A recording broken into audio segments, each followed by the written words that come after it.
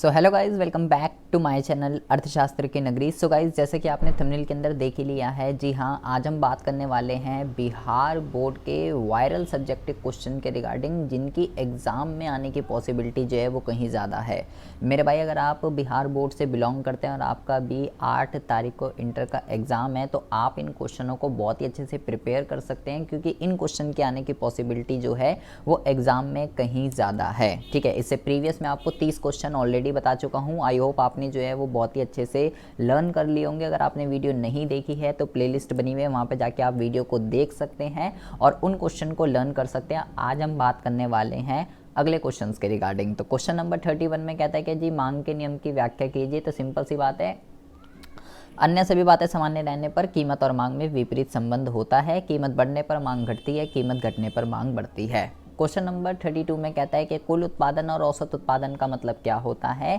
कुल उत्पादन का मतलब कि भाई एक पर्टिकुलर टाइम पे एक फर्म के पास जितने भी साधन होते हैं उससे टोटल जितनी भी वस्तुओं और सेवाओं का उत्पादन होता है वो कुल उत्पादन होता है। और औसत उत्पादन का मतलब होता है एक परिवर्ती साधन जो होता है उसने कितनी प्रोडक्शन आपको करके दी है। एक परिवर्ती साधन की प्रति इकाई उत्पादन की, जो परिवर्ती साधन होते हैं उसकी प्रति इकाई उत्पाद को औसत उत्पाद कहते हैं।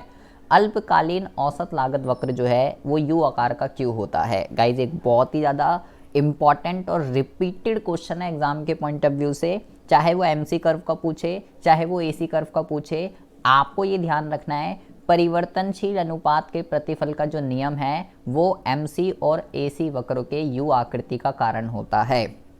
अल्पकाल के अंदर जितनी भी शेप्स यू आकृति की होती है वो परिवर्ती अनुपात के प्रतिफल के नियम की वजह से होती है, जो कि कहता है शुरू में पहले बढ़ती दर से बढ़ता है और फिर उसके बाद जो है घटती दर से बढ़ता है और उसके बाद जो है वो गिरने लगता है। तो परिवर्ती अनुपात के प्रतिफल का नियम, लागत वक्र जो जो यू आकार के होते हैं वो सब परिवर्ती अनुपात के प्रतिफल के नियम के कारण होता है, चाहे एसी पूछे चाहे एमसी पूछे। सीमांत उत्पाद का मतलब होता है एक एक्स्ट्रा परिवर्ती साधन लगाने से आपके कुल उत्पाद में जो वृद्धि होती है उसको सीमांत उत्पाद कहते हैं। मार्जिनल वर्ड जितने भी है ना, चाहे वो एमपी हो, चाहे वो एमयू हो, चाहे वो एमसी हो, चाहे वो एमआर हो, कंपलसरी एग्जाम में पूछा जाएगा। तो आप एम वर्ड से जितने भी हैं, सीमांत वर्ड से इकोनॉमिक्स के अंदर जितने भी वर्ड्स हैं उसको आप बहुत ही अच्छे से पढ़ के जाइएगा। क्वेश्चन नंबर 35 की बात करें तो कह रहा है पूर्ण प्रतियोगिता में जो होता है सभी फर्मों द्वारा समरूप वस्तुओं का उत्पादन होता है, स्पष्ट कीजिए। मतलब एक जैसी वस्तुएं बनती हैं, इसका मतलब क्या है।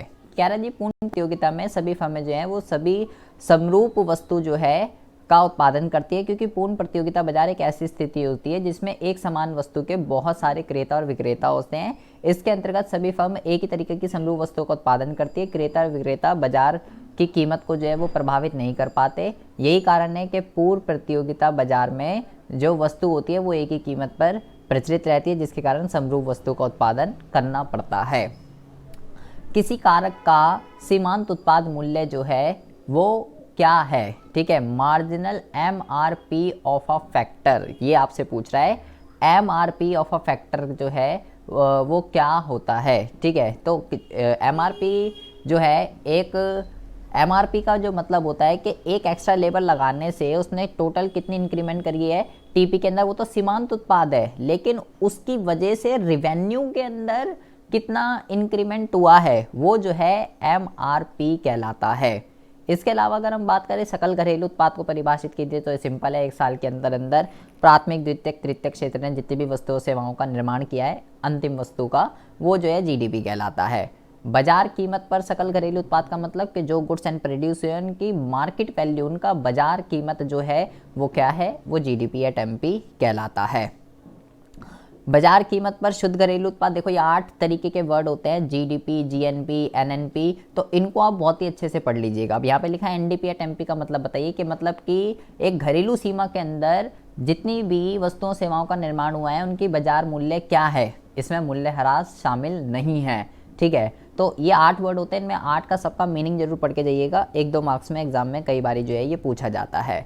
बाजार एक ऐसी स्थिति होती है जिसमें क्रेता और विक्रेता वस्तुओं के क्रय विक्रय के लिए एक दूसरे के संपर्क में रहते हैं, ये भी आप लिख सकते हैं या मैंने यहाँ पे लिख दिया है।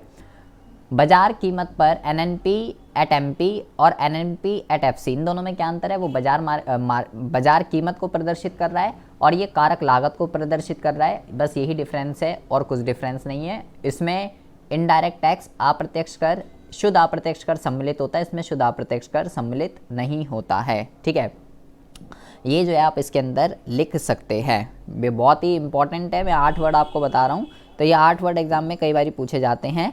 ठीक है, तो इनको आप बहुत ही अच्छे से पढ़ के जाइएगा।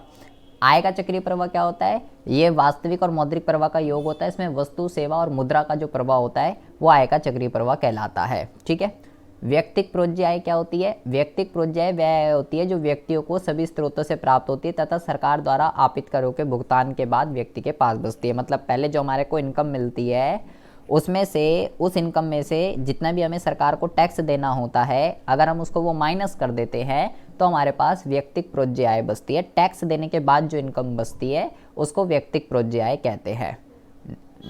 राष्ट्रीय प्रोज्य आय का क्या मतलब होता है? राष्ट्रीय प्रोज्य आय वह आय होती है जो किसी देश के निवासियों को, यहाँ पे निवासियों की बात चल रही है, राष्ट्रीयों की, क्योंकि राष्ट्रीय की बात चल रही है, सभी देश के निवासियों को सभी स्रोत, चाहे वो देश के अंदर हो चाहे वो विदेशों से हो, ठीक है, अर्जित आय विदेशों से प्राप्त होने वाले चालू हस्तांतरण भुगतान, ठीक है, हस्तांतरण भुगतान भी इससे उपभोग या बचत के लिए 1 वर्ष में प्राप्त होती है, वो जो है राष्ट्रीय प्रोज्य आय कहलाती है। ठीक है, अर्जित आय भी और हस्तांतरण भुगतान भी, दोनों के दोनों। ठीक है, जबकि राष्ट्रीय आय में हस्तांतरण भुगतान वगैरह शामिल नहीं होते।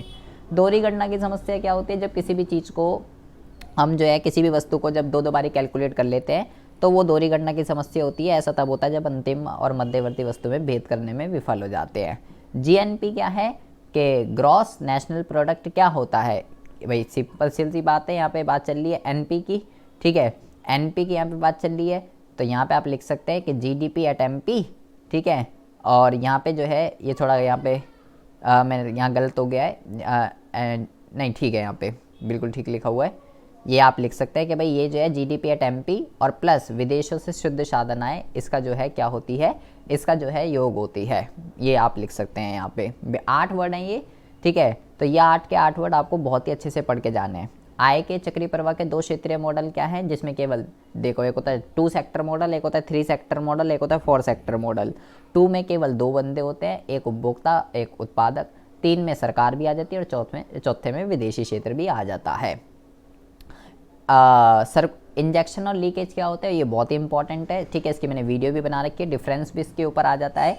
इंजेक्शन और लीकेज का मतलब होता है, वो इंजेक्शन का मतलब होता है वो सारे के सारे समष्टि चर जिसके अंदर अगर वृद्धि होती है तो उससे अगर अर्थव्यवस्था के अंदर वस्तुओं सेवाओं के उत्पादन में अगर वृद्धि हो रही है, उनका फ्लो बढ़ रहा है तो वो इंजेक्शन है, और अगर इनका फ्लो घट रहा है, उत्पादन घट रहा है, तो वो लीकेज होती है। इंजेक्शन का एग्जाम्पल जो है वो है आपका क्या कहते हैं, निर्यात। लीकेज का जो एग्जांपल है वो है आपका आयात। वीडियो भी देख सकते हैं इसके रिगार्डिंग, आप सर्च करेंगे शरण भरण, मेरी वीडियो आएगी सबसे पहले, वो आप देख सकते हैं बहुत ही अच्छे से। ये इंपॉर्टेंट टॉपिक है आय का चक्रीय प्रवाह के अंदर। वास्तविक प्रवाह क्या होता है? जिसमें वस्तु और सेवा का प्रवाह होता है वो वास्तविक। मौद्रिक क्या होता है? जिसमें मुद्रा का प्रवाह होता है। फर्म की अधिकतम लाभ की शर्त क्या है? मतलब एक उत्पादक संतुलन की अवस्था में कब होता है? फर्म और उत्पादक एक ही चीज़ होती है जब एमआर और एमसी बराबर होते हैं और एमसी एमआर वक्र को नीचे से कट करती है, तो इसी को ही फर्म के अधिकतम लाभ की शर्त या उत्पादक के संतुलन की शर्त कहते हैं। चाय की 2 पूरक वस्तुओं के उदाहरण दीजिए। चाय की 2 पूरक वस्तुओं के उदाहरण दीजिए, मतलब जिसके बिना जो है क्या कहते हैं,